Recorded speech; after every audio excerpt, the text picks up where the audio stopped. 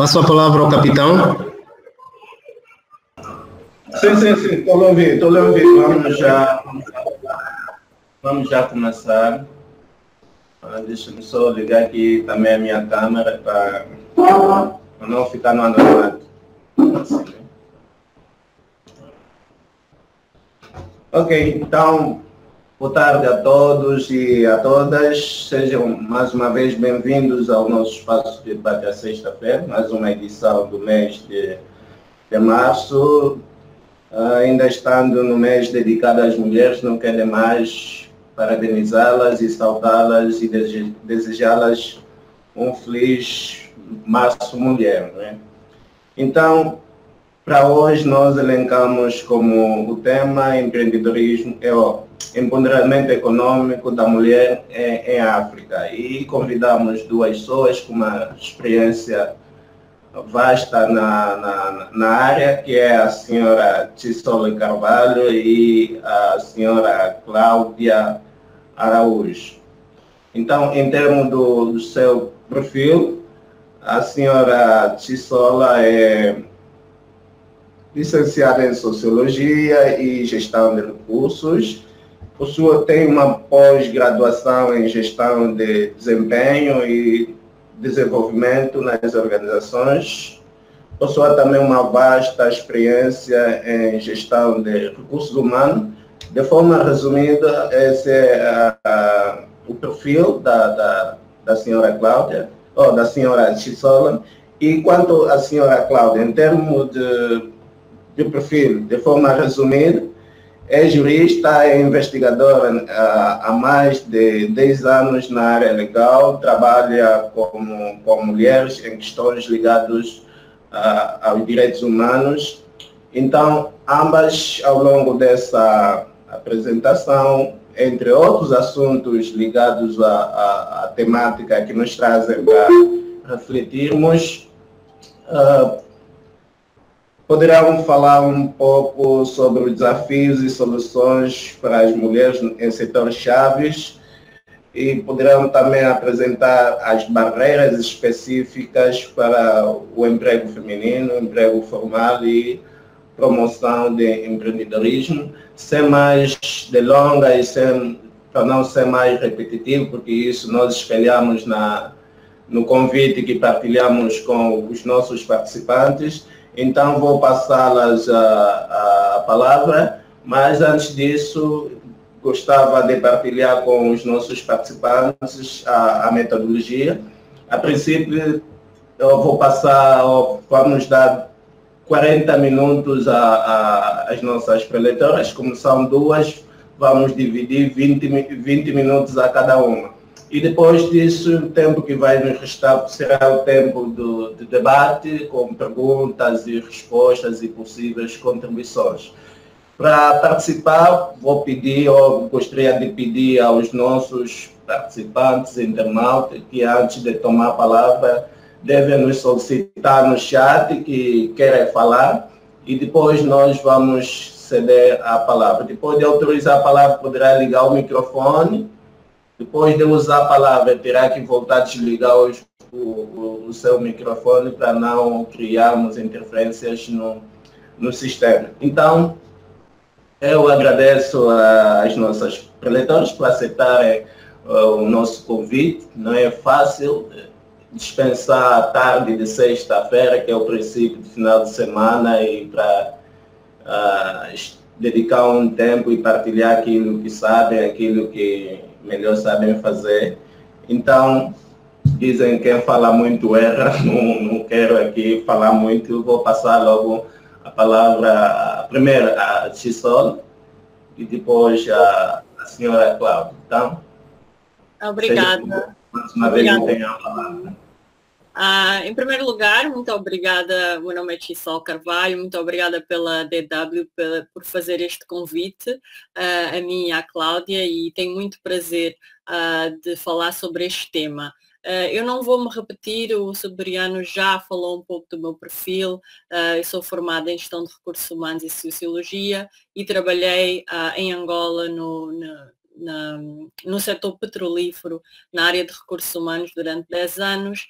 mas nos últimos 5 anos eu tenho trabalhado na área de empoderamento da mulher para o setor de impacto social. Portanto, a minha carreira sofreu ali uma trajetória diferente e nos últimos 5 anos eu tenho me dedicado a programas de formação e liderança de mulheres, nomeadamente trabalhei muito na Ásia e agora também estou envolvida em projetos em Angola, mas essa é a minha área de momento, empoderamento da mulher, liderança, formação de jovens também.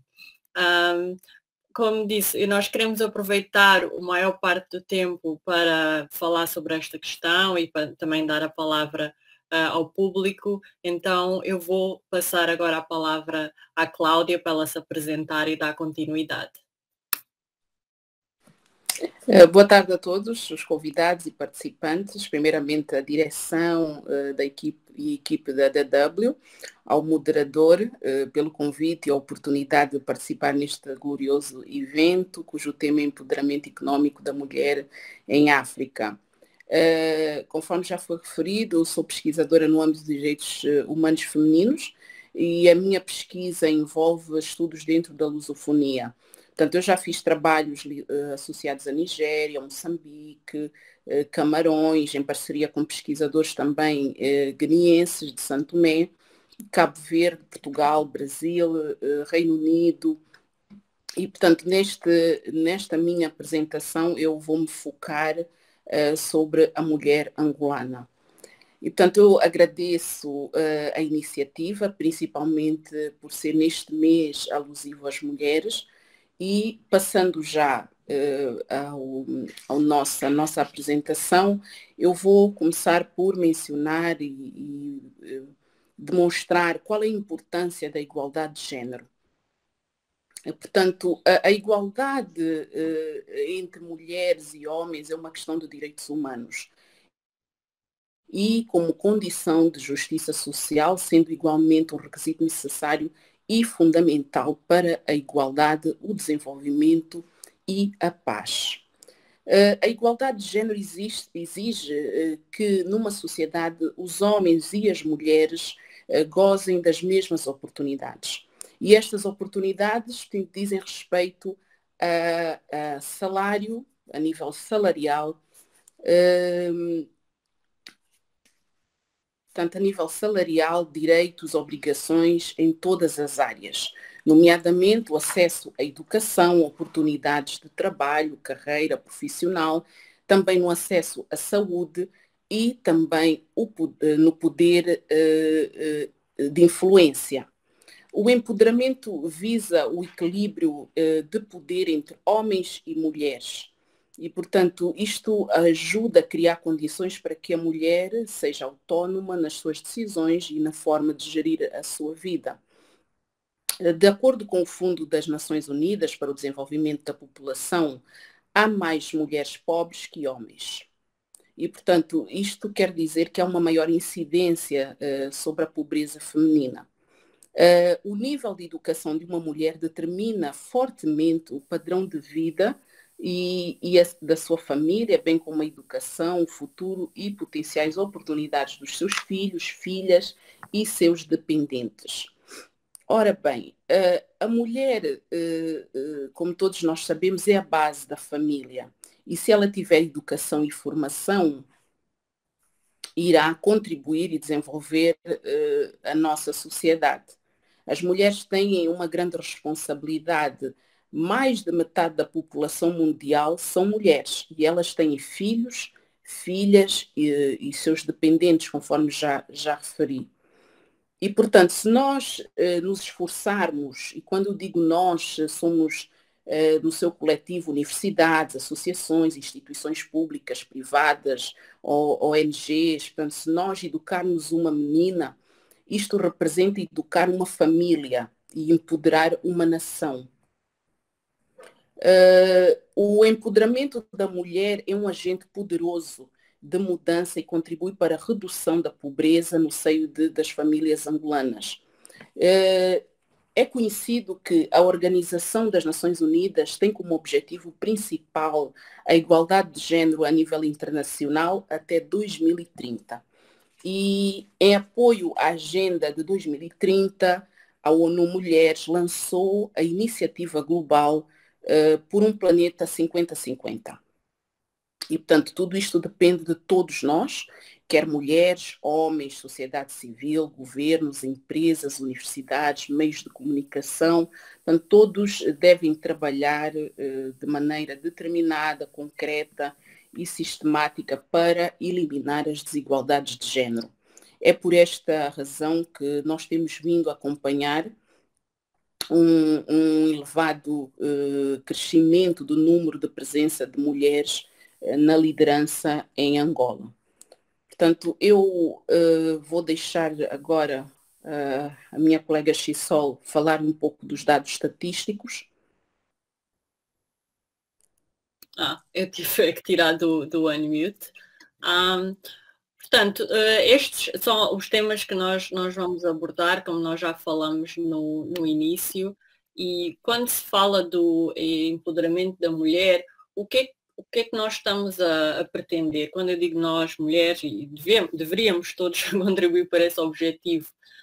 Eu vi esta frase que resume plenamente aquilo que muitas mulheres lutam para alcançar. A mulher no comando, na liderança e onde mais ela quiser chegar. Ou seja, não há certas áreas onde a mulher deve liderar em detrimento de outras. Não, a mulher deve liderar em todas as esferas onde ela pretende liderar. Avaliada pela sua competência e o seu potencial, daquilo que ela pode contribuir, valorizada pelas suas qualidades e habilidades. Remunerada igualmente, como nós, não sei se muitas pessoas têm conhecimento, mas já há vários estudos referem na lacuna entre o salário do homem e o salário da mulher pelo mesmo trabalho, pelas mesmas qualificações. Portanto, isto é um problema e uma realidade a nível global, não é só da África, não é só da Angola, é a nível global, mesmo nas sociedades mais desenvolvidas, ainda existe esta diferença salarial, portanto, remunerada igualmente. E reconhecida por fazer a diferença. Esse é o mundo ideal, não é? Pelo qual as mulheres lutam todos os dias. Portanto, existem pessoas, como é o meu caso, o caso da Cláudia, também é a nossa área de trabalho. A Cláudia, na área jurídica, fez muito trabalho na área de vítimas de violência doméstica, eu na área do empoderamento e liderança.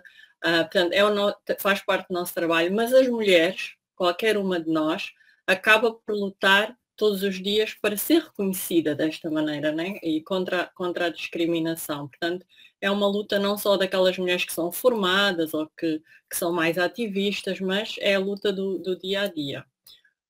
Penso que muitas vezes, eu vou passar para alguns dados estatísticos, muitas vezes nós falamos em termos gerais, de que as mulheres não são reconhecidas ou que estão em desvantagens, falamos de desigualdade de género, mas poucos somos que conhecemos os dados estatísticos e a realidade. Este relatório não é tão recente, é de 2017, foi um dos relatórios mais completos que eu encontrei sobre a igualdade de género em Angola. Uma das instituições que participou na altura foi o Ministério da Mulher também, e portanto eu acho muito importante quando falamos desta questão nós olharmos os dados, ou seja, nós entendemos que em Angola não há tantos dados estatísticos como gostaríamos, talvez, muitas vezes é difícil alcançar o país todo, todas as realidades no nosso país, o país é grande, muitas vezes faltam os recursos para fazer estes estudos e o financiamento para fazer estes estudos. Mas daquilo que há, nós já conseguimos ver as grandes lacunas. Por exemplo, eu disse que o relatório é antigo, 2017, mas ainda ontem estive a verificar a lista dos ministros em Angola, os atuais, e de 21 ministros, no total são 21 ministérios, apenas 7 são mulheres. Ou seja, isto representa 33% de todos os ministros. Supostamente, e de uma sociedade igualitária, deveria ser 50%. Mas em Angola nós nunca chegamos a este nível. E quando eu digo em Angola, esta é a realidade de quase todos os países no mundo. Então daí vê-se que o país é governado por apenas um género. Isso quer dizer que a mulher não tem acesso a certos cargos de decisão. Isso implica não fazermos parte de tomada de decisões que afetam política a nível económico, políticas a nível de planeamento familiar, de educação e tudo isso. Ou seja, nós não estamos na mesa onde são tomadas essas decisões. Então, é difícil também representarmos as necessidades das mulheres, porque não estamos nessas decisões. Então, olhando aqui para os dados estatísticos, isto tem a ver com os cargos de liderança, né, os topo, onde se tomam as decisões, na verdade, a nível do setor público. Ministros, isto é de 2016, portanto, o quadro é 2016, o que eu escrevi em letras de cor é de este ano, 2021. Mas se olharmos em 2016, a realidade é quase igual, não é? Ministros havia apenas 8 mulheres, vice-ministros havia 2 mulheres e secretário de Estado havia 12 mulheres. Sempre metade ou menos de metade do número dos homens. Outros dados estatísticos em termos da educação. Portanto, este quadro revela a educação da população entre 15 e 49 anos, que é como se fosse a maior parte da população ativa em Angola. Portanto, vemos que população sem escolaridade, ou seja, sem nenhuma escolaridade, a mulher é 22% das mulheres não têm qualquer escolaridade, em relação a 8% dos homens. Isso significa que ela vai ter, ao crescer, né, estas meninas, vão ter muito menos oportunidades de emprego formal, vão ter muito menos oportunidades de ter instrução no futuro. E depois, o que é que acontece? Uma jovem que não é instruída afeta outros fatores, por exemplo, a gravidez precoce, não é? Porque ela não tem acesso à educação. E há estudos que fazem essa ligação. Mulheres sem instrução, existe um maior nível de gravidez precoce. Daí é muito importante nós instruirmos todas as crianças, né? Meninos e meninas. E vê-se essa diferença no resto dos setores. Por exemplo, ensino secundário não completo, não é? Ou ensino primário completo. As mulheres estão em menor nível em quase todas as áreas do ensino. E isso, claro, que depois tem um efeito ao tipo de cargo que podemos obter, ao tipo de indústria onde podemos trabalhar. Isso tem um efeito global. Outro dado estatístico, analfabetismo, taxa de analfabetismo. Então, percentagem das pessoas que não sabe ler. Outra vez, 33% das mulheres e 16% dos homens. Estes dados estatísticos, se uma pessoa analisar, depois há diferentes realidades. Em Luanda, não é? Depois, se vocês lerem o relatório, em Luanda, talvez há mais mulheres que sabem ler, e em comparação às províncias, o número de mulheres que não sabem ler ainda é muito maior. Portanto, esta realidade depois também reflete-se em diferentes níveis dentro do nosso país. Mas isto são dados gerais de Angola, mas o relatório depois reflete também diferentes realidades a nível de província. Mas é comum em todos estes dados estatísticos a mulher estar menos representada. Eu peço desculpa pela qualidade dos slides, eu tirei isto do relatório, fiz um screenshot, mas achei muito interessante este quadro, é do relatório mundial, do Banco Mundial, sobre a igualdade de género do ano passado, 2020. Este ranking é de África Subsaariana, em que vemos que o Ruanda está em primeiro lugar de igualdade de género. tem feito um grande trabalho em assegurar que as mulheres têm acesso a lugares de decisão, principalmente a nível público, da gestão pública dos ministérios, e vemos que Angola, infelizmente, está mais abaixo. Aqui não diz o número, mas Angola está mais de metade para baixo, depois do Malawi e antes do Benin. Portanto, ainda há um grande trabalho a fazer em relação à igualdade de género no nosso país, e estes dados estatísticos a nível mundial ajudam-nos a perceber onde estamos em relação a outros. Por exemplo, quem olhar para este quadro, na coluna da direita, igualdade de género significa ter o valor 1, não é? Quando temos valor 1, é porque atingiu-se a igualdade de género nos vários níveis, na educação, na saúde, na liderança, portanto não é só numa área. Nenhum destes países ainda atingiu o 1. Temos a Ruanda, que está a 0,79, e depois temos em último lugar a República Democrática do Congo com 0,57. E temos em Angola com 0,66, portanto quase metade do caminho feito. Mas isto dá-nos a percepção de onde é que nós nos posicionamos em relação aos outros países. Se eu comparar com outros países do PALOP, como por exemplo Cabo Verde, que está a nível regional na posição 7, e Moçambique está na posição 8, agora Angola está na posição 24, portanto conseguimos perceber onde é que está a nossa realidade comparando com países vizinhos que têm realidades muitas vezes parecidas às da Angola, não é?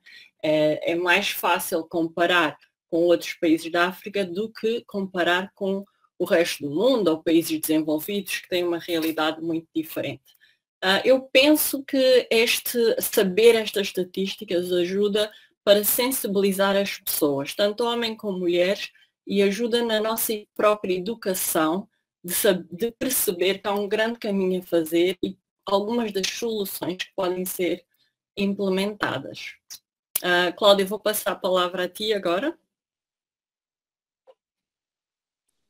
Muito obrigada, Chisol. Portanto, dando continuidade, eu vou falar sobre as barreiras específicas da mulher no mundo do trabalho formal, como superar essas barreiras e soluções. Portanto, nós sabemos que a mulher enfrenta desafios diários, começando pelas desigualdades de conciliação de tarefas domésticas e o mercado de trabalho. Ficamos também grandes desafios com alguma discriminação social e mesmo familiar, quando a mulher dedica-se excessivamente ao trabalho e, por vezes, devido à dupla carga, acaba por negligenciar algumas tarefas domésticas. Portanto, verificamos, de certo modo, alguma falta de colaboração masculina nessas divisões das tarefas domésticas. E também verificamos algumas situações, outra barreira é situações de desigualdade mesmo no local de trabalho, no mercado de trabalho. Portanto, a mulher é mais afetada a nível de desemprego, a violência doméstica afeta sobretudo as mulheres, o salário, conforme já foi referido pela Chisol, o salário para as mesmas funções são mais elevadas para os homens do que para as mulheres, portanto isto também vai se verificando, e as mulheres contribuem para a economia através do trabalho remunerado, mas também através do trabalho não remunerado realizado em casa e que muitas vezes é desvalorizado. Portanto, a mulher tem uma esperança média de vida mais elevada que o homem, o que torna o apoio social muitas vezes insuficiente, dado que as mulheres estão sempre sobrecarregadas com apoios de terceiro. Portanto, as mulheres têm sempre aos seus cuidados os filhos, os pais, os sogros, portanto, e outros dependentes, e isto acaba por também prejudicar um pouco na sua responsabilidade do mundo do trabalho. Verificamos também a pobreza incide mais na mulher, existe uma maior pobreza feminina e é interessante que a mulher é educadora, é cuidadora, é mãe, é filha, é amiga, é irmã, é companheira e conseguem também serem excelentes profissionais. E, portanto, nós precisamos fortalecer cada vez mais a busca pela igualdade dos direitos. Passo a Xisol, que vai falar um pouco do empreendedorismo no feminino. Okay. Portanto, por que é fundamental, a pergunta é, por que é fundamental estimular o empreendedorismo feminino? Como nós vimos, infelizmente, quando olhamos os dados estatísticos, a mulher está atrás em quase todas as áreas, incluindo no empreendedorismo. Muitas vezes, quando eu falo do empreendedorismo, estou a falar do empreendedorismo formal. Estou a falar de pessoas que criam uma empresa, registram a empresa e esse é o seu rendimento próprio, ou seja, são donas do próprio negócio.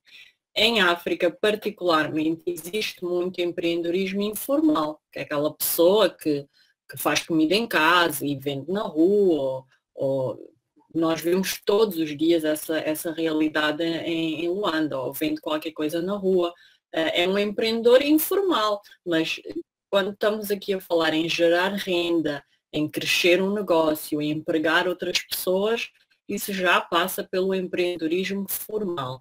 E, infelizmente, quando falamos de empreendedorismo formal, há menos empreendedoras do que empreendedores. Okay? E daí é muito importante apoiar a mulher também no autoemprego, no empreendedorismo e quais os benefícios disso. Eu lembro agora que na semana passada, quando tivemos o debate com a Elisa Capololo, que é da área da tecnologia, ela também referiu que as mulheres estão em menor número na área de ciências e tecnologia, por exemplo, e que é preciso fazer um grande trabalho para promover mais mulheres nessa área. Portanto, o mesmo se passa com a área do empreendedorismo. Quando uma mulher empreende, ela é dona do seu próprio dinheiro, tem independência económica, não é? E também vários estudos dizem que a mulher, quando ganha dinheiro, ou quando consegue ganhar uma renda extra, ela investe principalmente na sua família, na educação dos filhos, na alimentação dos filhos, e faz com que essa família muitas vezes saia da pobreza, porque é onde ela vai investir a maior parte do dinheiro. Também independentemente, sendo económica, tendo uma independência económica, faz com que ela não tenha que depender de outro ou outros para a sua sobrevivência. Muitas vezes a violência doméstica está ligada a uma dependência económica. A mulher depende economicamente do homem, daí tem que se sujeitar a certos trabalhos. Então o empreendedorismo feminino passa também para fortalecer essa independência económica da mulher. Também, como já falei da violência contra a família, quando uma mulher empreende, ela reinveste, não é, na sua família e em toda a sociedade avança junto. Cresce negócios, normalmente uma mulher tem negócios muito virada para o público feminino, emprega outras mulheres, não é? Ou emprega negócios de outras mulheres e faz com que os negócios de outras mulheres também crescem. Portanto, há vários estudos, não tanto em Angola, é muito difícil encontrar estes estudos em Angola, mas pensar na realidade do Brasil, o Brasil é um dos países, se calhar não é classificado como terceiro mundo, mas mais segundo mundo, está mais desenvolvido que Angola, mas é um dos países com maior número de empreendedoras mulheres, e há muitos estudos que mostram os benefícios, então, de ajudar. Como é que nós podemos, quais são as iniciativas, não só pelo governo, mas também das outras organizações e da sociedade em geral, para incentivar e apoiar empreendedoras? Para já, há que apoiar todas aquelas empreendedoras informais, não é? Estou a falar da mulher que vende na rua, ou tem um negócio em casa, mas que é tudo informal, não é registado. É muito importante ajudar essa mulher para legalizar e tornar esse negócio formal, registado, não é? Porque aí é que ela vai ter a oportunidade de poder ter uma renda mais consistente, poder crescer o seu negócio, ela precisa dessas ferramentas. Depois também há que apoiar no obstáculo para criar um negócio e fazer crescer o negócio. Muitas vezes os próprios bancos dão financiamento com mais facilidade a um homem do que a uma mulher. Ou seja, ela pode ter uma ideia, vai à procura de financiamento, ou vai à procura de financiadores, pode não ser um banco, pode ser um investidor, e tem muito mais dificuldades. Outra vez, isto é tudo, quando eu falo nestas dificuldades, é através de estudos que já comprovaram isto, não é? O número de candidaturas, muitas vezes que são submetidas por mulheres e que são rejeitadas. Portanto, há que entender quais são estes obstáculos, quais são estas barreiras e tentar eliminar. E também apoiar o empreendedorismo em todos os setores, não é? Porque há setores mais difíceis, se calhar, de uma mulher inserir-se, se calhar tem menos contactos, é um setor dominado por homens, portanto, há que também encorajar não só setores específicos para mulheres, porque isso não existe, mas também nos vários setores do comércio, do negócio. Ok, então em relação, Cláudia, se queres dar seguimento, Sim. mais das soluções. Sim, dou seguimento, sim, muito obrigada.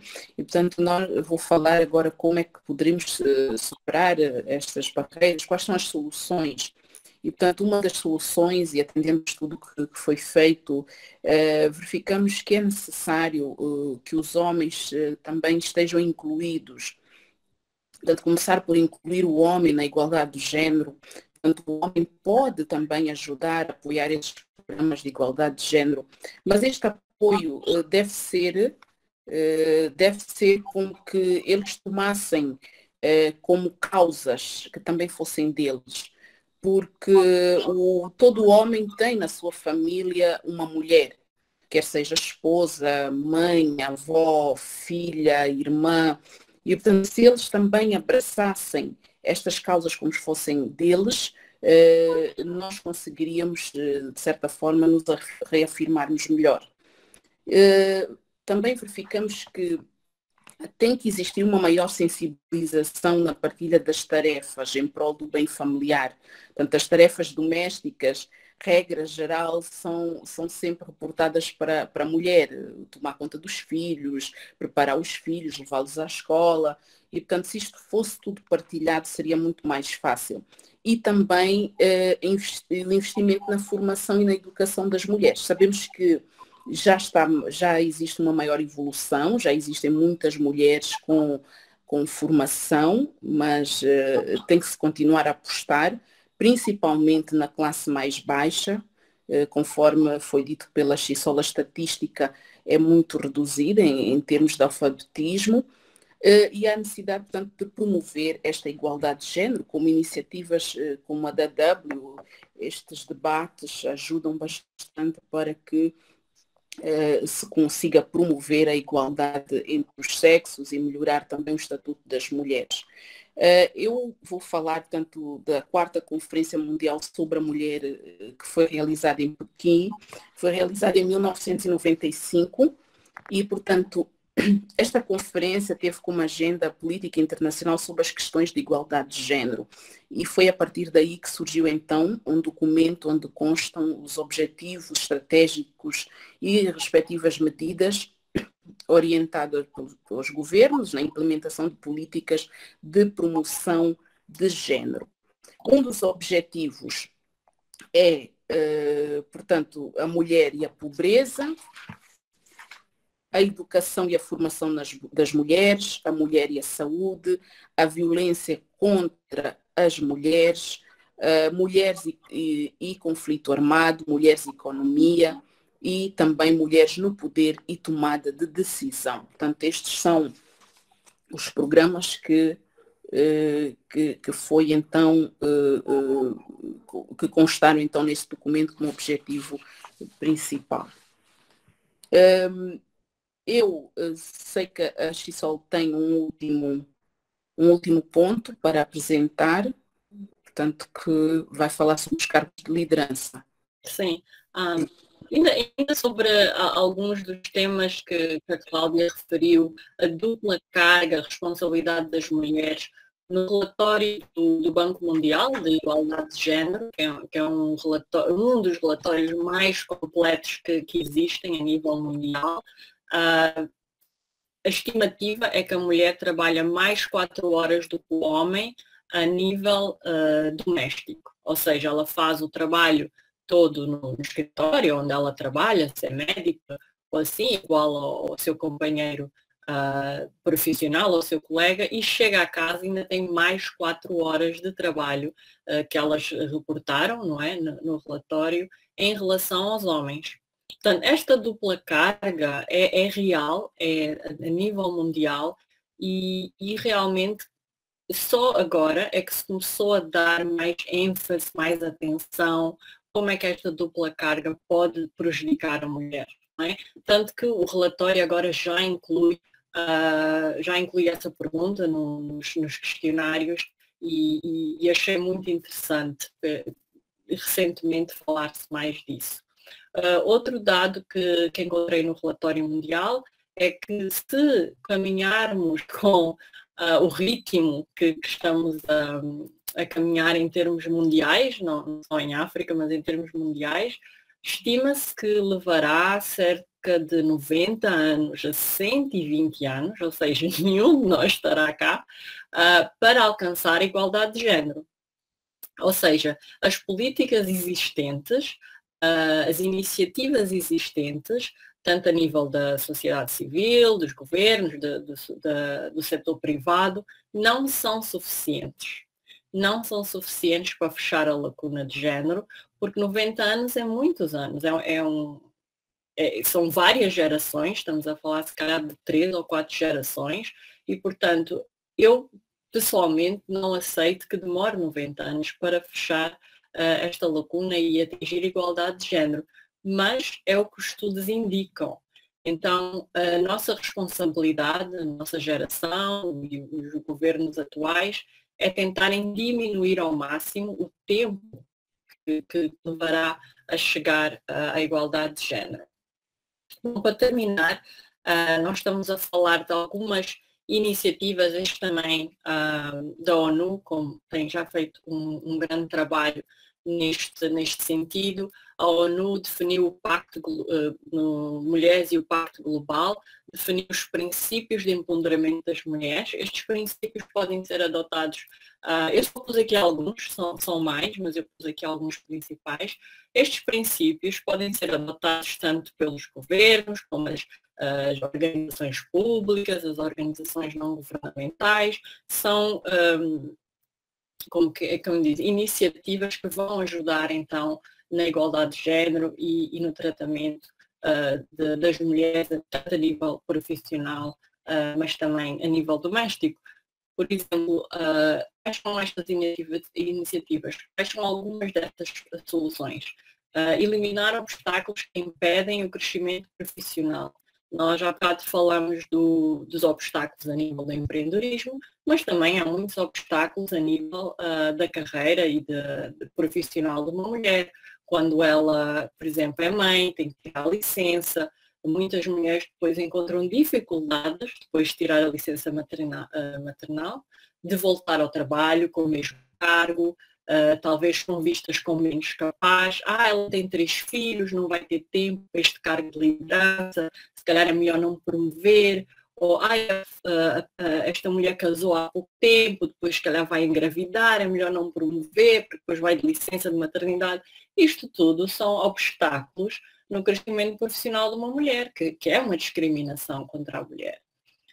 Também, outra área é todas as empresas, empresas e governo deviam assegurar que as mulheres e os homens recebem o mesmo salário.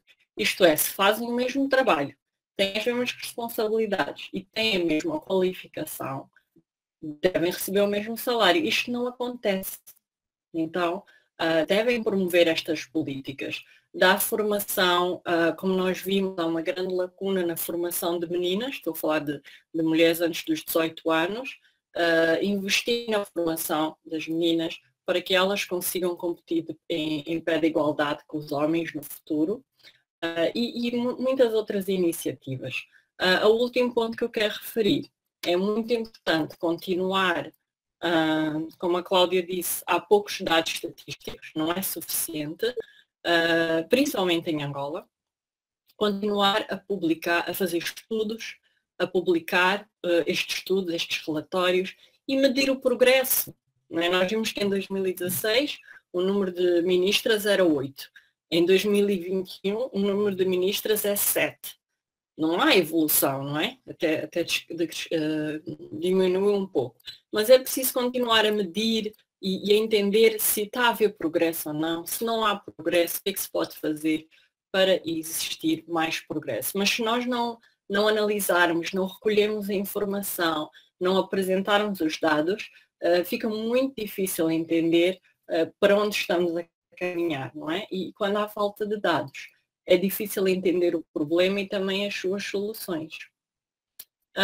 Pronto, isto é o que nós tínhamos para apresentar, não queremos dominar o debate todo, queremos abrir o debate ao público, se houverem perguntas que tenham a fazer a nós, mas também partilharem a vossa experiência, partilharem as vossas ideias deste tema. Pusemos aqui algumas perguntas que podem surgir, que podem ser usadas para refletir quais os benefícios que este público entende, quais os benefícios das empresas com maior igualdade de género em Angola, se vocês têm essa experiência a nível pessoal, como podemos promover esta igualdade em Angola, existem setores com maior potencial, será que existe, que têm maiores perspectivas para as mulheres? Será que existem setores que beneficiam mais com uma maior participação das mulheres? Há pessoas que pensam que sim, outras pessoas que pensam que não. Portanto, nós oferecemos aqui algumas perguntas que podem servir para o debate, mas estamos abertas para qualquer participação a partir deste momento.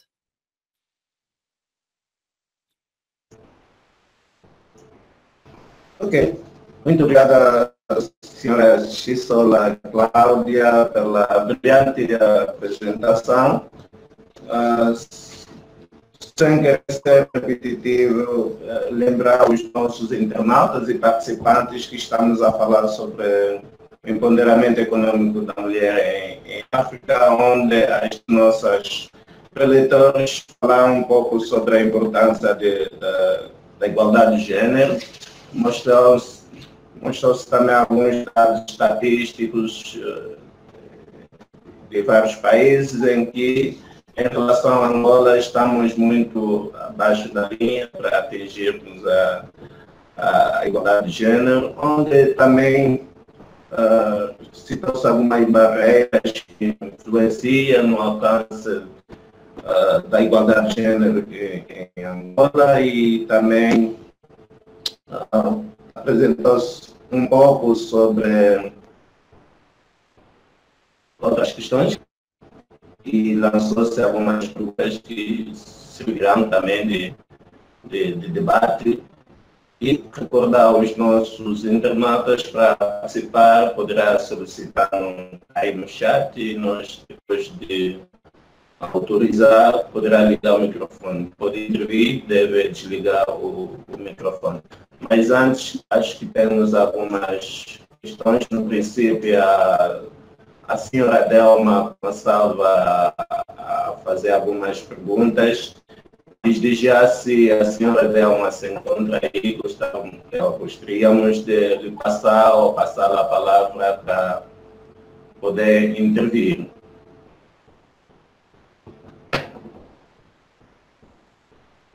Dizia eu que estamos já no momento de debate, de perguntas e respostas, e demos primeira palavra à senhora Delma, se ainda se encontra aí para poder usar a palavra, porque no ato da apresentação foi fazendo algumas perguntas, então tenha bondade.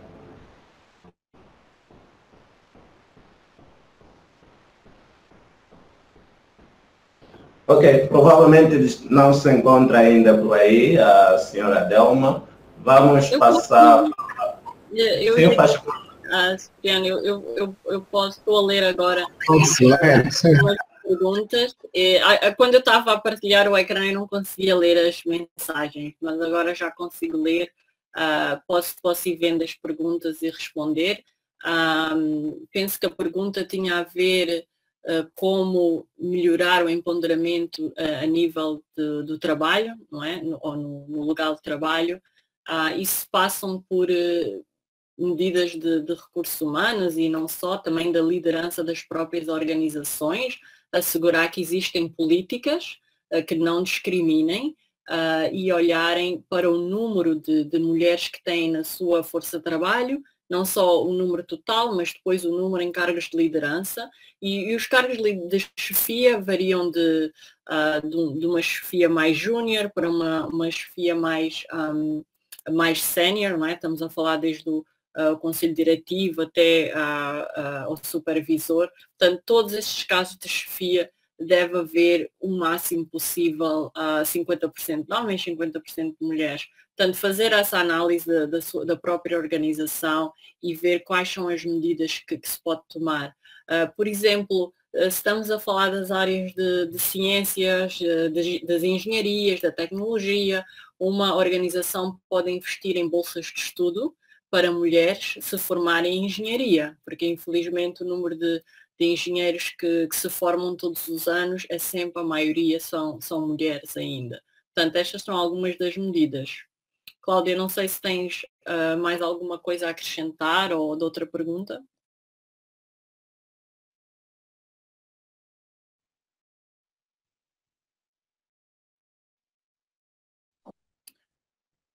Outra pergunta que vejo aqui é quais são as medidas para baixar a taxa de escolaridade nas meninas.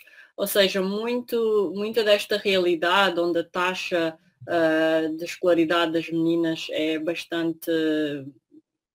portanto, a taxa de escolaridade não é igual à dos homens e é inferior nas meninas, encontra-se muitas vezes na realidade rural, não tanto nos meios urbanos, mas se analisarmos o nosso país e os dados estatísticos do nosso país, muitas destas realidades é fora dos meios urbanos, no meios rurais.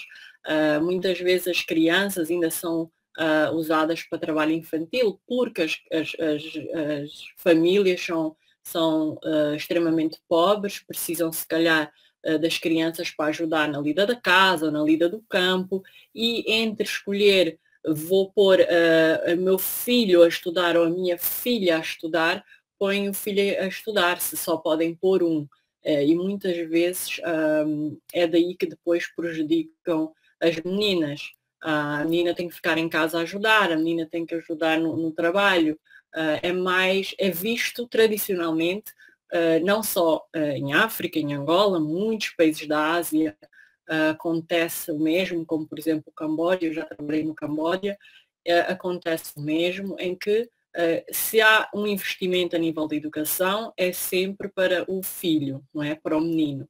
Então, estas medidas passam muitas vezes por crenças tradicionais e ajudar também economicamente estas famílias. Ok, obrigada, senhora Chisol. Temos mais uma outra questão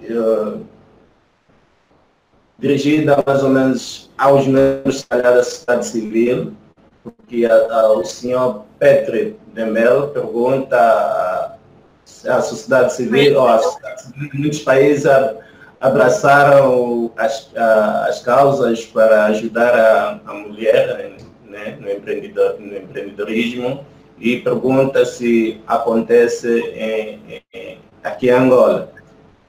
E, sem responder essa pergunta, sabemos que temos outras pessoas também que são membros da sociedade civil e vivem em Angola, se calhar podem ajudar a responder essa questão. Antes de passarmos a palavra à senhora Maravilha, mas eu gostava de passar não aos nossos preletores, mas a outros membros da sociedade civil, tentarmos esclarecer o senhor Petra. Não sei se vive em Angola ou não. Sim, mas é uma senhora Petra. Eu penso que se tivermos alguma empreendedora no público, eu pessoalmente não sou empreendedora, não tenho negócio próprio, mas se tivermos, seria muito bom ouvir da sua experiência pessoal. Não sei se, Cláudia, tens mais dados ou outra pessoa sobre algumas medidas que já estão a ser feitas em Angola na área do empreendedorismo feminino. Eu sei que a nível das empreendedoras vejo já alguns programas em que apoiam umas às outras, programas de formação em empreendedorismo, mas talvez haja pessoas aqui que possam responder melhor sobre esta realidade. Muito obrigada, Gisol. Sobriano, peço desculpa, estava mesmo com alguns problemas aqui técnicos que eu não consegui então ser audível. De certa forma, já vai-se vendo alguns programas, sim, para as mulheres rurais. Eu tenho conhecimento que houve um programa de microcrédito junto do Banco Sol, que de facto todas as mulheres que quisessem de facto investir, começar o seu negócio, mesmo a nível rural, poderiam recorrer ao crédito bancário. E, portanto, já se vai vendo, as mulheres já vão ficando mais esclarecidas, já vão ficando mais independentes, e eu creio que isto é um avanço. Ainda falta muito, temos que caminhar ainda bastante, mas já se vai vendo alguns progressos. Obviamente que temos que observar a conjuntura do próprio país, temos que ser pacientes, que as coisas estão a caminhar e é caminhando que se faz o caminho, e eu creio que, embora na perspectiva da Gisol seja um pouco negativa, que as coisas vão levar algum tempo, eu acho que as coisas estão a caminhar a um ritmo de facto ligeiramente acelerado. Nós já vamos vendo mulheres com os seus próprios negócios, mulheres à frente na liderança, mulheres com poder de decisão, mulheres que vão fazendo as suas formações mesmo, vão agregando outras formações, não só a própria licenciatura, mas já vão fazendo alguns mestrados, alguns doutorados, não só a nível nacional, mas como internacional, estão atentas à bolsa de estudo, vão fazendo alguma coisa. E creio que isto também motiva e as próprias empresas, os próprios locais onde elas trabalham, vão motivando.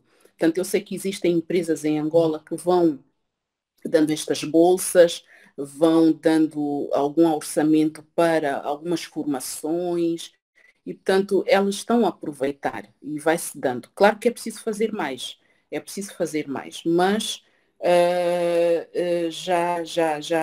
já posso dizer, e como é uma área que é de pesquisa, eu já vou vendo alguns dados positivos. Não sei se, eu sei que penso que havia alguém que queria participar. Sim, tem aqui temos a Elisa Capolo, que foi a oradora do debate anterior. A Elisa, estás aí? Sim, mas antes, Elisa, desculpa se me permite, antes de passarmos a palavra, temos uma outra questão da senhora Maravilha, que pergunta, uma pergunta dirigida à senhora Gisol, e pergunta que políticas o nosso governo, o governo angolano, poderia adotar para melhorar a igualdade de gênero no mercado de trabalho e pudesse partilhar os dados estatísticos que usou, porque estou a escrever a minha monografia. Então, eu já partilhei e penso que a minha questão anterior, havia alguém com uma pergunta similar, também já respondemos algumas medidas que podem ser tomadas. E em Angola, o plano de igualdade de género é um plano do governo com metas específicas. Eu penso que passar pela implementação dessa política e assegurar que essas medidas são implementadas na prática já seria um bom começo. Ok, obrigado. Então, podemos passar para a senhora Elisa. Tem a palavra, desculpa por ter lhe cortado. Sem problema, obrigada por me passar a palavra e boa tarde a todos. Gostei muito de tudo que se falou e tenho uma questão para fazer. Sabe-se que aqui em Angola tem surgido alguns programas, né, para ajudar a alavancar o empoderamento feminino, as mulheres na área do empreendedorismo, de liderança e etc. Então eu gostaria de saber o que as nossas pessoas pensam, se o fator língua portuguesa, né, que é a língua que o nosso país fala, não retarda um pouquinho o engajamento das mulheres na área de empreendedorismo, porque eu tenho analisado alguns países africanos e mesmo os países da lista que mostraram, né, em África, maioritariamente eram países que falam inglês. Então, do que eu tenho visto é que países que têm como tal a língua inglesa têm mais facilidade de encontrar em programas que trabalham sobre o empoderamento feminino, programas desses a nível mundial. E então, gostaria de saber o que é que pensam acerca disso. O fator da nossa língua portuguesa não retarda um pouquinho esse nosso aprendizado, esse nosso engajamento do empoderamento feminino. Obrigada.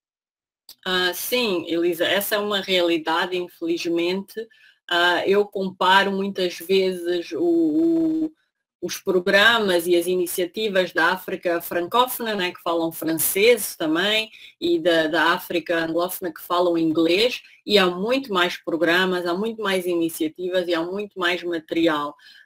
Eu penso que no lado português, o Brasil, porque eles são um país enorme, né, com quase 300 milhões de habitantes, já desenvolveram muitos programas, muito conteúdo que pode ser usado em Angola, muitos dos programas que já foram aplicados no Brasil devem ser aplicados em Angola, porque é até uma realidade mais parecida com o nosso país. Mas, de facto, se estivermos a comparar só os países em África, os PALOPs, os países de expressão portuguesa, estão muito atrás em termos de oportunidades e iniciativas. O que eu poderia sugerir é, principalmente, aquelas pessoas que têm oportunidade, aquelas mulheres que têm oportunidade em Angola, é investirem numa segunda língua, no inglês ou no francês, para poderem ter acesso a mais oportunidades. Portanto, isso é poderia ser uma das soluções. A outra solução é nós próprios criarmos mais programas, mais conteúdo em português. Mas como somos uma população também mais pequena, não é? A população dos PALOPs em África somos muito menor em relação aos outros. Penso que haverá sempre menos conteúdo e menos iniciativas. Eu sei que nem toda a gente tem a oportunidade de aprender uma segunda língua, portanto temos que também ajudar, nós que já sabemos, eu, por exemplo, domino o inglês, ajudar a trazer estes programas na tradução e fazer os programas estarem disponíveis em Angola e em língua portuguesa. Ok, obrigada, senhora Chisol. Não tendo mais ainda outra questão, eu gostava de avançar com uma que está a fazer alguma dúvida. Falando um pouco sobre a questão de igualdade, advoga-se muito também os aspectos ligados, fatores ligados à cultura. E com isso eu queria ouvir um pouco, né, de forma prática, de forma palpável, que fatores esses culturais, ou mesmo também religiosos, inibem a Angola em atingir a igualdade de gênero, principalmente nas zonas urbanas, onde há mais organizações da sociedade civil, há programas a sensibilizar pessoas sobre essas questões de gênero. Que fatores culturais concretos e religiosos podem inibir agora atingir a igualdade de gênero, a subir mais pontos estatísticos para assemelhar-se ao país que na estatística dizia que está no topo, acho que era Ruanda, se não me engano. Essa é uma pergunta para a senhora Tissola ou a Cláudia. Okay. Não sei se... Cláudia, queres partilhar agora? Desculpa. Não, então vou só dar a oportunidade à Cláudia para se quiser responder também. Tá. Sim. Muito obrigada. Sobriano, pelo que eu percebi, portanto, a questão é quais são os fatores culturais que possam inibir, então, o empoderamento da mulher. É esta a questão. Culturais, religiosos também. Religiosos e culturais. Portanto, quanto a esta pergunta, e é sempre o ponto fulcral onde nós acabamos por sempre nos debater, nós temos uma cultura muito, muito forte, e esta cultura em que a mulher é que é a pessoa que de certa forma dá a própria sustentabilidade da família. Portanto, a mulher é que toma conta da família, a mulher é que cuida, conforme eu já referi na minha apresentação. E a mulher, em relação ao homem, começou a ocupar os lugares, os postos de trabalho muito mais tarde. Anteriormente, o homem é que ia trabalhar e a mulher ficava em casa. E, portanto, a mulher é que foi emancipando-se, portanto, houve a emancipação da mulher e a mulher começou a trabalhar fora e a conciliar também com a vida doméstica. Nós, em Angola, esta realidade não é diferente. E então, como não é diferente, a mulher tem sempre esses desafios e obviamente que este fator impede e dificulta muitas vezes a sua progressão. Regra geral, as mulheres em si têm a sua responsabilidade de reprodução, portanto, nós temos uma cultura que a mulher tem que ter filhos e é desta forma, só a mulher pode ter filhos e portanto, também não pode ser retardado. Portanto, a mulher, enquanto está a estudar ou está a trabalhar, tem que conciliar com a fase da reprodução, porque se passar essa fase de reprodução, também aí já começa a gerar outros problemas. E obviamente que isto também levanta outros problemas no seio familiar, portanto, no casamento, no meio social, porque isso tudo tem repercussões.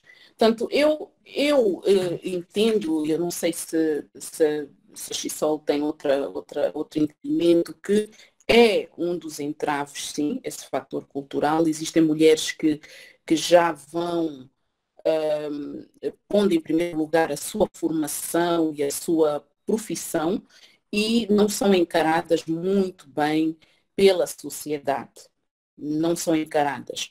Em termos de religião, não vou me pronunciar muito, que isso são questões às vezes um pouco polémicas, mas nós sabemos que a religião também apela que a mulher tenha filhos, que a mulher se dedique à família, e muitas vezes também acaba por existir esses entraves. Portanto, existe às vezes um conflito interno em que a mulher muitas vezes não é compreendida, principalmente a mulher africana, e nós estamos aqui a nos focar em Angola. Portanto, este é o meu ponto, Chisol. Sim. Eu sim, acho que concordo inteiramente com o que dizes. Nós temos em Angola uma cultura patriarcal, né, que gera-se em foco da figura masculina, também tradicionalmente uma cultura bantu, então existe essa discriminação a nível social.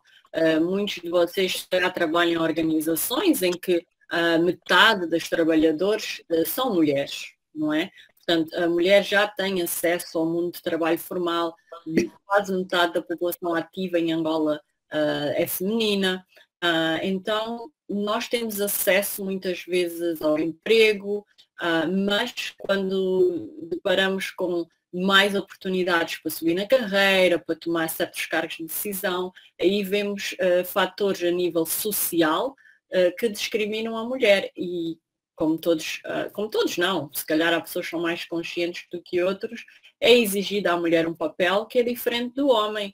A mulher tem que ser uma boa trabalhadora no trabalho, tem que ser uma excelente mãe, tem que ser uma excelente esposa, e todos esses papéis, não é, acabam muitas vezes por ser uma exigência irrealista da mulher. O homem já não é exigido esse papel. Muitas vezes é difícil, é mais fácil vermos uma mulher ser criticada pelo seu papel de mãe e de esposa do que ver um homem publicamente a ser criticado nesses papéis mais domésticos. Então, isso é um tratamento desigual que a nossa sociedade atribui. Mas eu gostaria de convidar os membros do público a expressar a vossa própria experiência pessoal ou algum comentário que queiram fazer sobre este tema. João? Também o capitão, posso falar? Eu ia já lhe passando a palavra, mas está à vontade. Ok, muito obrigado. Obrigado, Chisólia. Obrigado pela apresentação, as duas preletoras. Dados muito interessantes e reflexões interessantes. Eu penso que ter reflexões dessa natureza sempre pode ajudar a moldar a consciência, quer de homens como de mulheres, nesta luta da promoção da igualdade de género e, acima de tudo, uma expressão que eu gosto muito, mais do que igualdade, eu gosto mesmo de falar às vezes falar de igualdade de género, eu gosto de falar de igualdade de oportunidades. E acho que no nosso contexto, muitas vezes isso é que tem estado a faltar. São a igualdade de oportunidades entre homens e mulheres. Mas eu gostava de, antes, dar uma ajuda no sentido de fazer um pequeno enquadramento. Algumas pessoas colocaram perguntas do tipo o que é que o pai está a fazer, o que é que tem. Existe um conjunto de iniciativas a nível do governo. Eu não estou aqui a representar o governo, mas tenho conhecimento de algumas políticas públicas que existem e também tem muito respaldo em termos legais que apresentam um quadro favorável para aumentar a participação da mulher em todas as áreas. Portanto, a própria Constituição da República de Angola, no seu artigo 23, já começa a dizer que todos somos iguais perante a Constituição e a lei, e reforça mais ainda essa componente da igualdade quando diz que é tarefa do Estado promover a igualdade entre o homem e a mulher, no seu artigo 21, a linha K, e igualmente no seu artigo 21, a linha H, quando diz que o Estado deve promover a igualdade de direitos e de oportunidade entre os angolanos, sem preconceitos de raça, etnia, sexo, etc, etc. Há um fundamento constitucional já à partida que protege e defende essa questão da igualdade entre homens e mulheres. Mas há outros instrumentos também, como, por exemplo, a lei 25/11, que é a lei contra a violência doméstica, que protege, de facto, a mulher contra a violência. Há também o decreto presidencial 8/11 sobre a proteção da maternidade. Há, inclusive, uma comissão nacional de auditoria e prevenção de mortes maternas, neonatais e infantil. tanto ao Plano Nacional de Desenvolvimento, que tem linhas estruturantes do que o país pretende alcançar em termos de igualdade de género, tem o Decreto Presidencial 222/13, que é a Política Nacional para a Igualdade e Equidade do Género e a Estratégia de Advocacia e Mobilização de Recursos para a implementação da própria política também. E na base disto ainda, o governo assumiu compromissos com a Agenda 2030, Agenda 30, não é? Onde no seu ODS, Objetivo de Desenvolvimento Sustentável 5, temos um compromisso também, inclusive, de reportar e monitorar o alcance desse objetivo de desenvolvimento. Eu sei que existe um mecanismo de monitoria da implementação da Política Nacional de Igualdade e Equidade do Género, através de um Departamento Ministerial da Família e Promoção da Mulher. E eu, infelizmente, não tenho muita informação, penso que também, às vezes, isso é que falta um pouco. Eu não sei quais são os mecanismos que esse departamento utiliza para divulgar mais informação de como está a monitorar, de facto, essa questão da promoção e da igualdade de género, porque seria muito interessante vermos quais são os progressos, conforme disse a Chisol, que progressos o país está a fazer, como estamos a avançar aos vários níveis. Eu sempre nos debates que tenho com as pessoas costumo dizer, bom, é importante termos mulher no parlamento e nos cargos de tomada de decisão, sim senhor, mas eu às vezes fico a dizer que seria muito interessante ver como é que nos níveis mais abaixo há um processo de motivação e promoção para que essas mulheres cheguem até aí. Porque às vezes depois a questão se pergunta, e devido também ao nosso machismo como homem, como é que ela chegou aí? Nunca se pensa que é por mérito. Então, homens e mulheres, não só as mulheres, mas os homens também, como é que chegam, não é? Isso é válido para um como para outro. Portanto, seria bom a nível dos partidos políticos, a nível das igrejas, podemos visualizar essa igualdade, mesmo a nível das famílias, em termos de como é que o pai presta maior cuidado em termos na formação para homens e mulheres. Portanto, em todas as áreas é necessário ter esse trabalho e para que, no fim, quando começarmos a ver a posição da mulher na sociedade, vamos ver de outra forma. Porque a família está a trabalhar, a igreja está a trabalhar, a sociedade está a trabalhar, e depois a posição dela, na minha opinião, vai ser um reflexo, na verdade, de todo esse trabalho que as diferentes áreas da sociedade estão a desenvolver. Um último ponto que é uma minha reflexão que tenho tido, e isso que eu vou falar é válido para os homens também, mas mais para a mulher, porque tenho sentido mais isto entre mulheres, é de facto criarmos mecanismos de motivação das mulheres em algumas áreas e também tirar algum tabu, principalmente de meninas e jovens, mesmo algumas jovens que estão na universidade, de que determinadas posições só devem ser ocupadas por homens, ou determinadas atividades só devem ser desenvolvidas por homens. Eu acho que por uma questão de educação, quer a educação formal como aquela que é dada em casa, não ajuda muito a criar e a desenvolver essa motivação e essa capacidade das meninas, das jovens poderem perceber que podem, em pé da igualdade, concorrerem com os homens. Eu sei que há uma série de fatores que já são subejamente conhecidos e falado aqui no espaço, que criam barreiras para que as mulheres possam, de facto, concorrer em pé da igualdade com os homens. Mas é preciso que se crie esses processos motivacionais e fazer com que elas acreditem que é possível também fazermos isto, que a inteligência do homem é igual à da mulher, não tem diferença. É só mesmo uma questão de igualdade de oportunidades. Bom, essas são as minhas contribuições que posso fazer de momento. Muito obrigado. Obrigada, João, pelo contributo.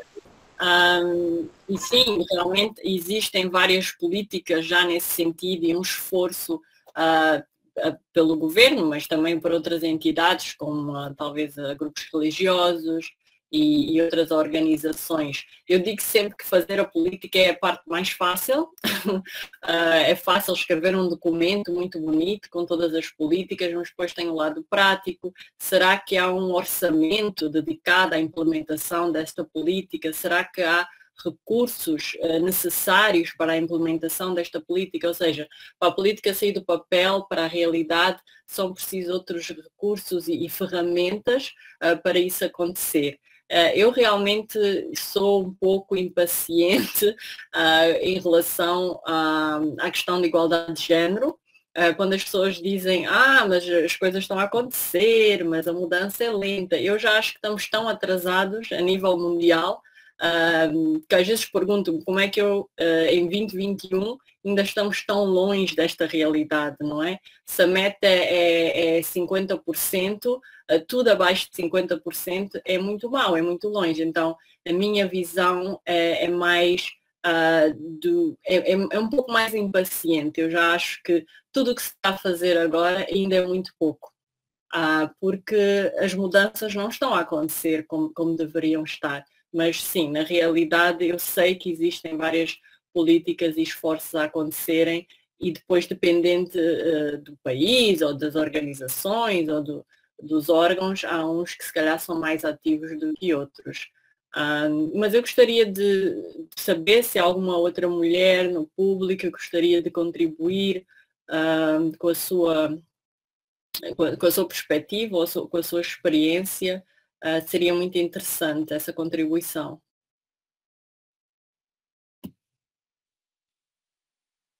Ok, acho que não temos outras contribuições de outras mulheres, mas se a senhora Cissolo, a senhora Cláudia, quem esteve a falar, não me perdi um bocadinho, em relação ao comentário da contribuição que o colega João trouxe, se a outra nossa apresentadora puder também comentar, daria o tempo para descer algumas palavras.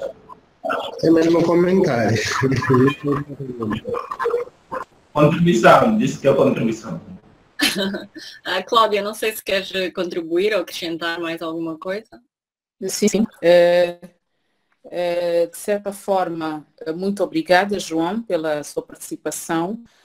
Nós, a nível de legislação, estamos bastante completos. Temos, de facto, a lei de violência doméstica, temos a nossa Constituição e outros diplomas legais, é certo. Nesta parte, nós estamos completos e estamos a trabalhar muito bem. Só que depois há necessidade de políticas de implementação. E são essas políticas de implementação que já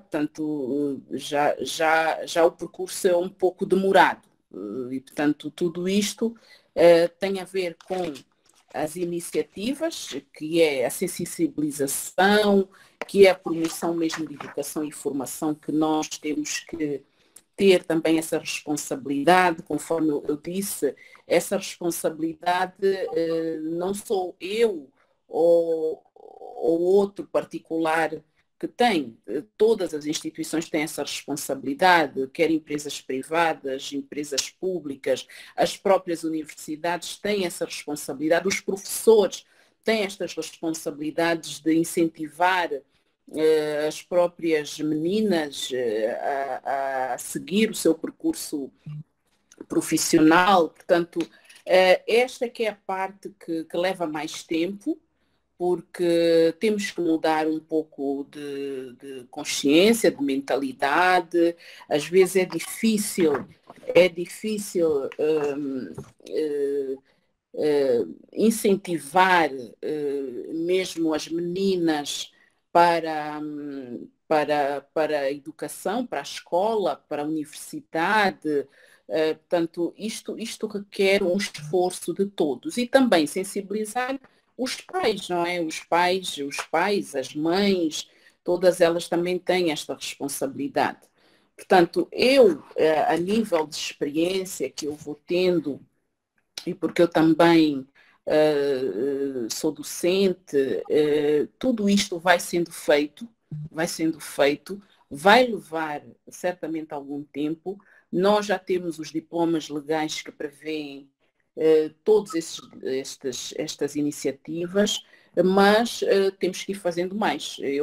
Por isso é que eu, desde o início, sempre dei os meus parabéns a este programa da DW, porque isto é uma forma de nós estarmos a cumprir ou a fazer a nossa parte para o empoderamento feminino. Portanto, isto também faz parte dessas palestras, estes debates, esta interação também é importante. Não sei se alguém queira... João, por favor. Eu pretendo colocar uma questão. Me desculpem, pretendo colocar uma questão que tenho estado a verificar nos últimos tempos na sociedade, alguns movimentos feministas que vão surgindo em defesa de alguns temas e alguns interesses que dizem respeito à mulher, mas há um grande contraste muitas vezes em relação ao que essas mulheres defendem, principalmente por questões culturais e por questões religiosas. E eu acho que é um bocado na linha também do que o capitão estava a colocar. Eu verifiquei isso a quando da discussão, acho que era de uma das leis aqui em Angola, em que se falava do aborto, e havia um grupo que defendia que podem, são donas do seu próprio corpo, defendiam essa posição de que podem sim senhor fazer, são livres, mas havia um grupo da sociedade que se opõe e muitas vezes se coloca a questão de que não, esses grupos feministas não respeitam a cultura, não respeitam a religião, e depois a própria religião defende uma coisa e que põe muitas vezes em xeque aquilo que são as agendas que se quer defender em favor da mulher. Eu não sei como é que a Tissola e a outra nossa preletora se colocam em relação a essas questões que trouxe aqui para a nossa conversa. Só uma reflexão nesse sentido. Eu acho que são questões sensíveis e muitas vezes do foro bastante pessoal, depende da crença da mulher, depende da sociedade que está inserida, da sua própria religião. Esse debate é a nível mundial. O meu foco é mais assegurar que as mulheres têm as mesmas oportunidades, porque se nós tivéssemos metade do governo a ser liderado por mulheres e metade das políticas a ser feito por mulheres, talvez já não estaríamos a discutir certos assuntos. Mas, por exemplo, há uma foto muito mediática que foi quando nos Estados Unidos estavam a rever a lei do aborto e nessa foto apareciam 8 ou 9 homens à volta dessa política e perguntou-se como é que uma política que só afeta as mulheres, não estamos a falar de mulheres, não tem nenhuma mulher incluída nessa revisão da política. Portanto, isso para mim é chocante, mais do que qual vai ser a decisão que vai ser tomada, para mim é quem é que está envolvido na tomada de decisão, quem está envolvido em rever esse tipo de políticas. Porque é uma questão muito pessoal, mas que necessariamente tem que passar pela mão das mulheres, porque é um problema que afeta maioritariamente as mulheres. Então, acho que é por aí que temos que trabalhar, assegurar que as mulheres têm um lugar à mesa, têm um lugar de decisão.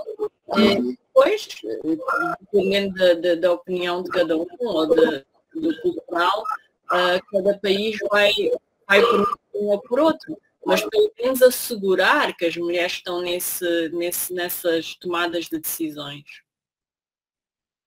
Ok, concordo. Não sei se me permite, o colega João, passar a palavra mais a alguém antes de responder ou antes de ser. Capitão, promotora, eu não posso. Não, eu já fiz a minha contribuição, capitão. Não percebi? Não, eu. Ok, então permita-me só passar a palavra ao colega Domingos pela Senda para mais uma contribuição, mas depois do colega pela Senda, caso o colega João esteja ultrapassado, então vou pedir às nossas preletoras trazer as últimas palavras para depois podermos fechar. Mas, Domingos pela Senda, faz favor, tenha a palavra.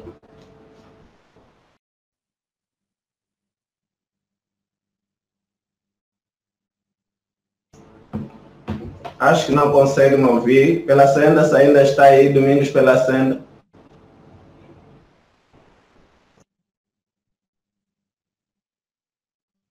Penso que há alguma dificuldade em ele comunicar-se, porque ele realmente já tirou do modo mute, mas não conseguimos ouvir.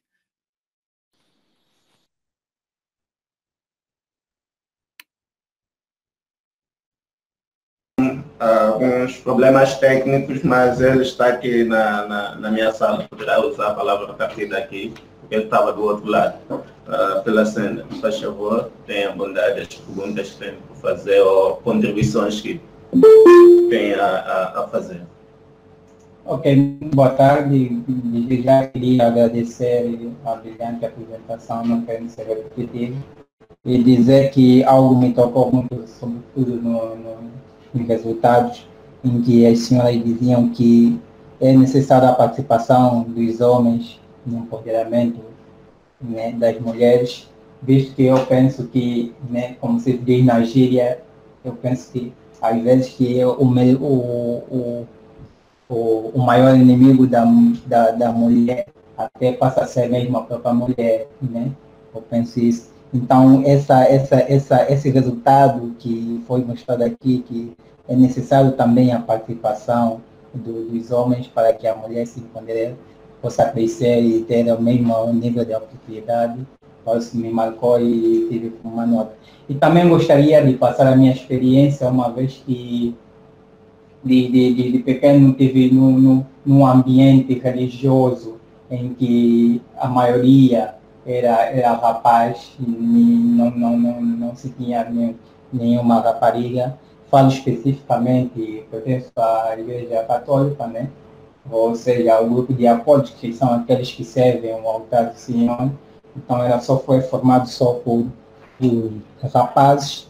Mas, em termos de religião, no contexto assim geral, ou seja, especificamente a Igreja Católica, já se nota alguma abertura, né? Alguma abertura e podem mesmo muito bem constatar já nessas festividades pascais que se vê, por exemplo, a nível da liturgia católica, já se poderá permitir a mulher exercer algumas funções litúrgicas que muito antes eram especificamente ligados apenas aos homens ou aos rapazes. Falo propriamente, se verem a missa de Quinta-feira Santa, né, em que na liturgia recomenda-se que venham-se homens para lavar os pés, em símbolo daquilo que Jesus fez ao exemplo dos discípulos. Hoje, na liturgia da igreja, já se permite não só termos homens, mas temos também raparigas, para que possamos ter esse exemplo que aconteceu na última ceia de Jesus. Há outras coisas a nível religioso, especificamente na Igreja Católica, se tivesse mostrado uma abertura, se bem que não todo, principalmente na liderança, não cabe aos homens, mas há uma doutrina já fixa por Jesus Cristo, mas já se nota um pouquinho de abertura em alguns aspectos e algumas questões. Pois, embora alguns tradicionalistas, né, permanecem a ideia que em alguns aspectos deveriam só permanecer os homens. Mas eu penso que eu vivi muito um pouquinho dessa realidade, né, e penso que isso é um trabalho, é preciso, como já se foi dito aqui, é preciso ter alguma paciência e com esses debates, como esses, poderemos chegar a um resultado que muitos de nós com certeza esperamos. Muito obrigado. Bom, obrigado, colega Domingos, pela sua contribuição. Então, vou passar a palavra aos nossos diretores para algumas considerações e depois usar a última palavra para terminarmos. Sim, sim. Sim, Chisol, por favor. Não, eu ia só clarificar se eu entendi que estamos já a fazer as conclusões finais, certo?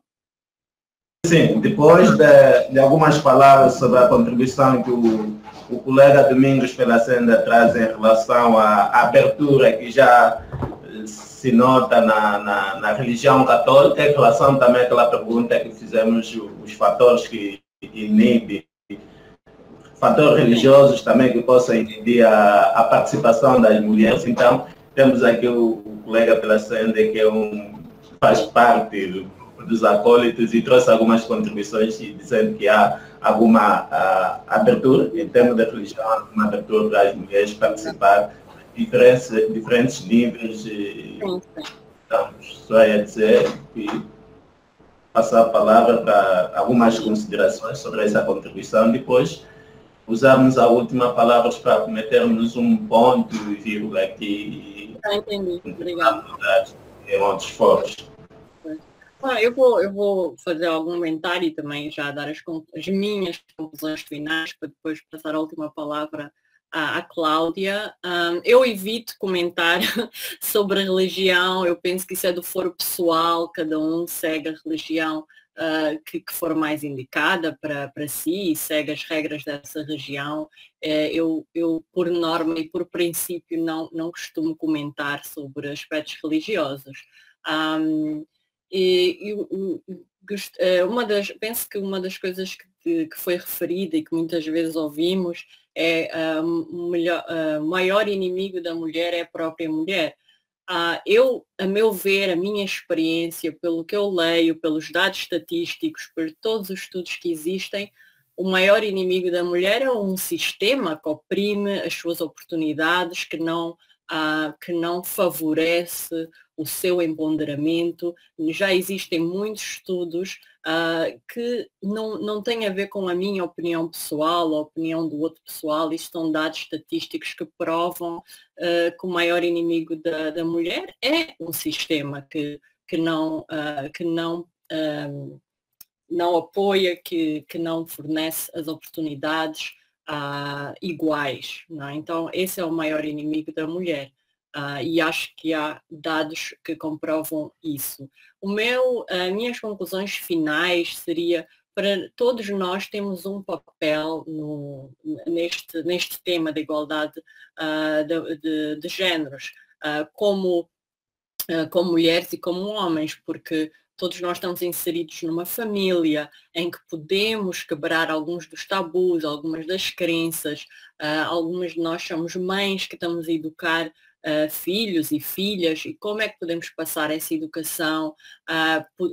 Alguns de nós, se são casados, podem ter essa conversa com o esposo e com a esposa. Portanto, todos nós temos um papel em alcançar esta igualdade de género, não esperar só por as organizações ou o governo. Às vezes é muito fácil nós criticarmos o que não está a ser feito, mas pensarmos qual é o meu papel, como é que eu posso contribuir, às vezes como uma conversa em casa, às vezes na nossa própria empresa. Já há organizações, eu sei que, por exemplo, eu já trabalhei na indústria petrolífera, já há organizações que têm um grupo de mulheres dentro da empresa que olha para estas questões.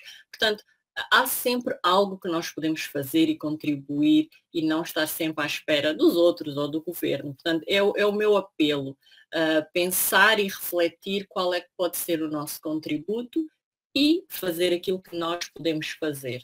Cláudia, eu passo. Muito obrigada por todos que vieram e muito obrigada pelo convite. Este tema podíamos estar aqui o dia todo e estou disposta a juntar-me a estes debates, mas quero respeitar o tempo de todos e vou passar a última palavra à Cláudia.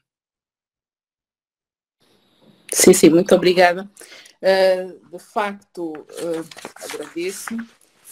Eu queria só, de certa forma, agora que já estamos no fim, só mesmo levantar aqui algumas reflexões que foram colocadas no último slide, quais são os benefícios das empresas com maior igualdade de género.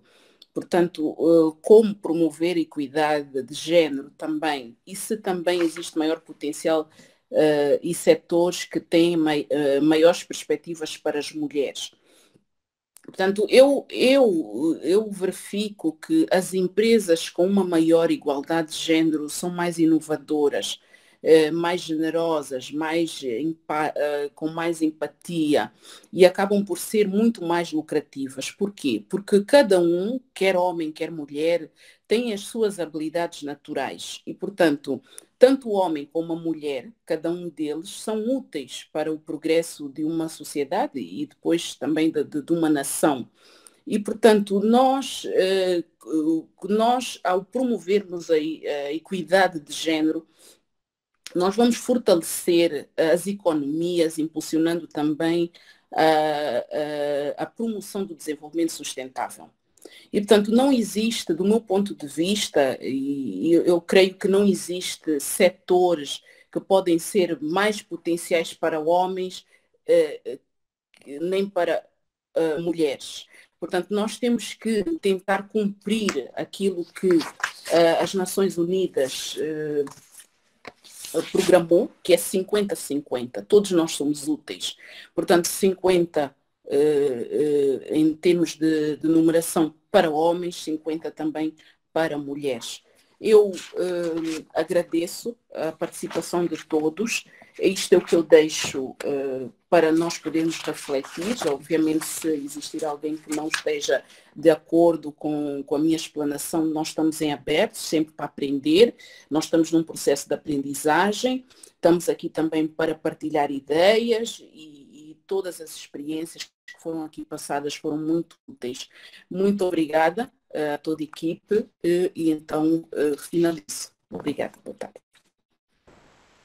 Obrigado a todos e a todas que estiveram aqui com perguntas, contribuições, aqueles que nos acompanharam apenas, todos nós aprendemos, saímos a ganhar. Obrigado aos nossos preletores pela vossa disponibilidade e pela vossa partilha também. Reiterar o convite para o próximo encontro que está marcado para o dia 9 de abril. E eu, sou Adriano César Capitão, estive deste lado com muito gosto a moderar este mesmo espaço e desejo um final de semana a todos abençoado e estamos juntos. Obrigado. Muito obrigada. Obrigado. Muito obrigada. Boa tarde. Obrigada, João, Cibriano, a toda a equipe e todos os participantes. Obrigada. Boa tarde. Boa tarde. Okay. Até mais.